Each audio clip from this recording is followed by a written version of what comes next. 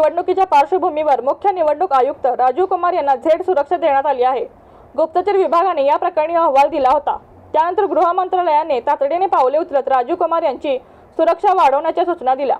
CRPF अर्थात केंद्रीय राखीव पोलीस दलाला 40 ते 45 जवानांची तुकडी पुरवण्याचे निर्देशही देण्यात आले आहेत।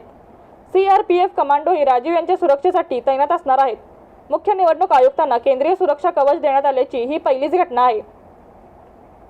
माजी मुख्य निवडणूक आयुक्त दिवंगत TN शेषन यांना एकेकाळी केंद्रीय सुरक्षा कवच देण्यात आले होते। सीआरपीएफ कमांडोसह एकूण 22 सुरक्षा कर्मचारी राजीव कुमार यांच्या सुरक्षेसाठी तैनात करण्यात येणार आहेत। यात NSG कमांडो आणि पोलिसांचा समावेश असेल।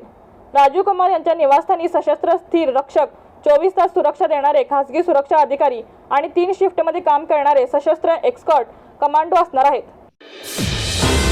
रणनीती न्यूज चॅनलला आजच सबस्क्राइब करा आणि रहा अपडेट।